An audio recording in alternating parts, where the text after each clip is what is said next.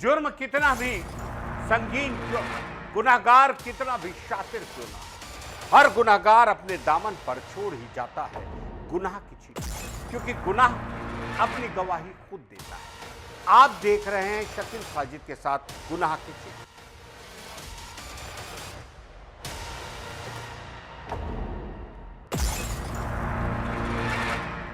मध्य प्रदेश रायसेन के गौहरगंज में 6 साल की बच्ची के साथ रेप के बाद लोगों का गुस्सा इस कदर फूट पड़ा कि वो सड़क पर उतर आए। इसे लेकर बड़े पैमाने पर विरोध प्रदर्शन शुरू हो गया। छिटपुट विरोध प्रदर्शन देखते ही देखते इतना ज्यादा बढ़ गया कि NH 45 पर पूरी तरह से नाकेबंदी कर दी, जिसकी वजह से करीब 4 घंटे तक ट्रैफिक जाम रहा और हजारों यात्री वहां फंस गए। दोपहर 12 से 3:30 बजे तक मंडीदीप से भोपाल की तरफ जाने वाले रास्ते पर 14 किलोमीटर लंबा ट्रैफिक जाम लगा। वहीं ओबेदुल्लागंज की ओर 7 किलोमीटर का रास्ता जाम रहा। लोग इतने गुस्से में थे कि उन्होंने रास्ते में हटने से इनकार किया, जिसकी वजह से स्कूल बसें, ट्रक, एम्बुलेंस समेत दूसरे वाहन हाईवे पर फंस गए। काफी समझाने के बाद जब भीड़ वहां से नहीं हटी तो पुलिस को उनको पीछे धकेलने के लिए हल्का बल प्रयोग करना पड़ा। इन कुछ लोगों को लाठियों से भी घेरा गया। गनीमत ये रही कि किसी को भी गंभीर चोट नहीं आई, लेकिन ये गंभीर मामला देखिए पूरी। रायसेन के गौहरगंज में 6 साल की बच्ची से रेप का आरोपी अभी भी फरार है। गिरफ्तारी की मांग को लेकर 5वें दिन बुधवार को भी धरना प्रदर्शन होगा। आरोपी की गिरफ्तारी नहीं होने से लोगों में नाराजगी है। मंगलवार रात को सीएम डॉक्टर मोहन यादव ने रायसेन एसपी को हटा दिया था। सीएम PHQ पहुंचे और आरोपी की गिरफ्तारी नहीं होने पर नाराजगी जताई। साथ ही चक्का जाम पर पुलिस की ढीली कार्यवाही से भी नाराज दिखे। इसी दौरान सीएम ने रायसेन एसपी पंकज पांडे को हटाकर मुख्यालय अटैच करने के निर्देश दिए। उनकी जगह पर अब आशुतोष को एसपी का पदभार दिया गया है। इधर घटना के विरोध में बुधवार को मंडीदीप और ओबेदुल्लागंज मंडी में नीलामी बंद है। कुछ स्कूलों में स्वेच्छा से छुट्टी घोषित कर दी है। वहीं कुछ स्कूलों ने मंडीदीप ओबेदुल्लागंज रूट की बसें बंद रखने की सूचना रात में पेरेंट्स को मैसेज कर दी है। गौहरगंज और ओबेदुल्लागंज में निजी स्कूल बंद रहेंगे। कई संगठनों ने बंद का भी आह्वान किया है। मासूम से दरिंदगी के बाद गौहरगंज स्थित गांव में दहशत का इस कदर फैल चुकी है कि गांव के बच्चों ने स्कूल जाना ही बंद कर दिया है। आंगनबाड़ी से लेकर तीसरी कक्षा तक के छोटे छोटे बच्चे पिछले 3 दिनों से स्कूल नहीं पहुंचे। इस कारण स्कूल में सन्नाटा पसरा है। ग्रामीण बताते हैं कि गांव के माहौल में भय व्याप्त है और पेरेंट्स बच्चों को घर से बाहर भेजने तक से डर रहे हैं। एक महिला जिनके 2 बच्चे हैं वह कहती है कि बच्चे स्कूल नहीं जा रहे हैं। बच्चों को डर लगता है। वह कहते हैं कि उन्हें कहीं कोई उठा न ले जाए। 3 दिन से रोज घर पर ही बैठे हैं।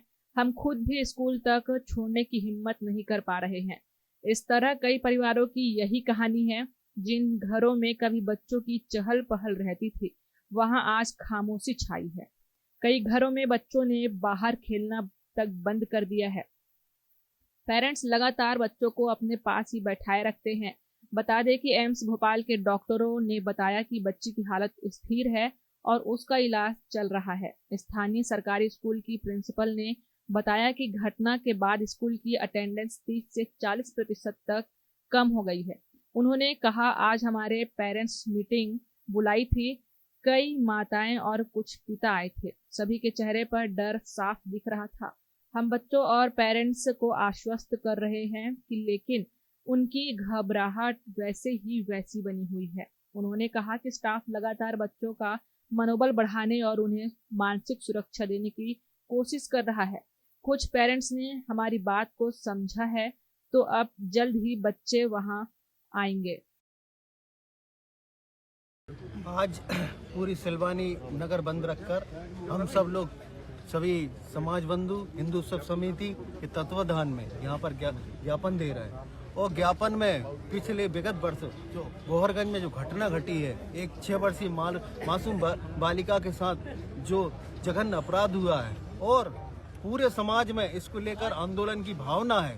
अभी तक गिरफ्तार आरोपी पुलिस से बाहर है। पुलिस ने जो लापरवाही वहां पर बरती और उसको समय दिया भागने का, उसकी वजह से आज लापता है। ऐसे अपराधी तुरंत गिरफ्तार होकर उनको फास्ट ट्रैक न्यायालय में, हम सबकी जो मांग है, उनको 8 दिन के अंदर फांसी की सजा हो, इस मांग के साथ आज हम लोगों ने यहाँ पर ज्ञापन। धरना स्थल पर माहौल उस समय और भावुक हो गया जब मासूम की नानी रोते हुए वे कपड़े लेकर बैठ गई जिनमें बच्ची के साथ अपराध हुआ था। कपड़ों पर लगा खून देखकर वहां मौजूद महिलाएं और ग्रामीण खुद को रोने से रोक नहीं पाए। बार बार कह रही थी, हमारी बच्ची को क्या हाल में छोड़कर गया, ऐसा कभी नहीं देखा। हम आरोपी की फांसी या एनकाउंटर की मांग करते हैं। ग्रामीण कहते हैं कि यह घटना गांव की आत्मा को झकझोर देने वाली है। गांव और आसपास के क्षेत्रों में गुस्सा लगातार बढ़ रहा है। आरोपी सलमान को घटना के 4 दिन बाद भी पुलिस पकड़ नहीं सकी है। गांव की महिलाएं और युवतियां कड़ाके की ठंड में भी रात भर धरने पर बैठी है।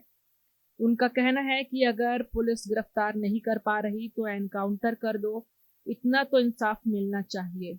स्थानीय निवासी परेश नागर ने बताया, जब बच्ची को ओबेदुल्लागंज के सरकारी अस्पताल लाया गया तो वह 2 घंटे एम्बुलेंस के इंतजार में दर्द से तड़पती रही। बीएमओ ने फोन नहीं उठाया। अस्पताल में एक एम्बुलेंस खड़ी थी लेकिन वह खराब थी। इतने बड़े क्षेत्र में व्यवस्था का यह हाल है। उन्होंने बताया कि एसडीएम मौके पर आ चुके थे, फिर भी एम्बुलेंस की व्यवस्था नहीं हुई। आखिरकार ग्रामीणों ने बच्ची को अपनी निजी कार से एम्स भोपाल पहुंचाया। परेश ने कड़े शब्दों में कहा, यह लापरवाही नहीं, अपराध है।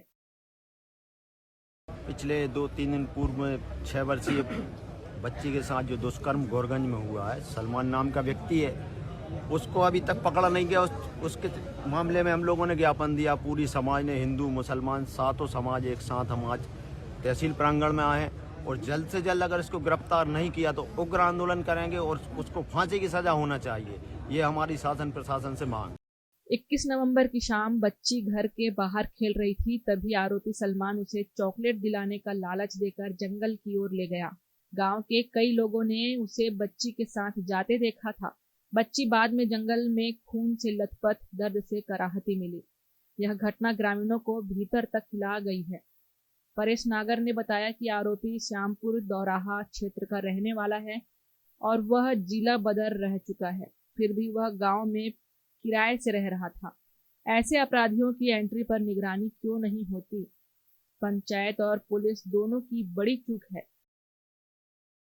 पूरे समाज, पूरे नगर के लोग, जिसमें हिंदू उत्सव समिति, सनातन सकल समाज एवं मुस्लिम समाज त्योहार कमेटी के द्वारा भी चौराहे से हमारी ये ज्ञापन देने के लिए जुलूस प्रारंभ हुआ और तहसील प्रांगण में जो 6 वर्षीय बोहरगंज में जो अमानकीकृत किया गया बच्ची के साथ, उसके लिए मैं मुख्यमंत्री, प्रधानमंत्री एवं समस्त शासन से कृत करते हैं कि फांसी नहीं, उसको बीच चौराहे पर, जो व्यक्ति किसी भी समाज का हो, बीच चौराहे पर लटका दिया जाए, गोलियों से भून दिया जाए। इसी में ये किरत रोकेंगे, रंथन नहीं रोकेंगे। मैं शासन, प्रशासन और सरकार से ही निवेदन करता हूं कि ऐसे व्यक्ति किसी भी समाज का हो, बख्शा नहीं जाए और कोर्ट बाद में जाना चाहिए। पहले समाज के बीच में उसको, ऐसे व्यक्ति को दंड देना चाहिए और दंड एक ही है कि उसको बीच चौराहे पर लटका कर गोलियों से भून देना चाहिए। जय भारत माता, वंदे मातरम।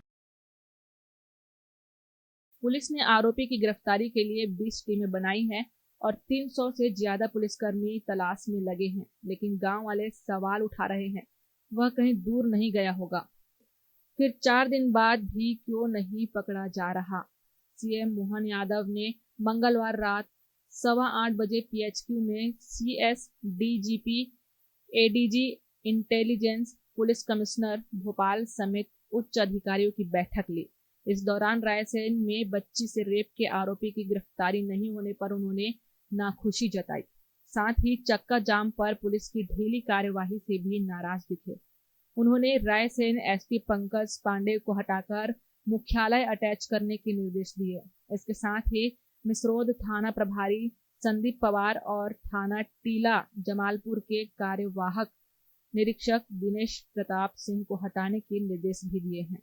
मिसरोद TI को इसलिए हटाया गया क्योंकि पिछले दिनों कैफे में जो तोड़फोड़ हुई थी वह एरिया मिसरोद थाना क्षेत्र में आता है।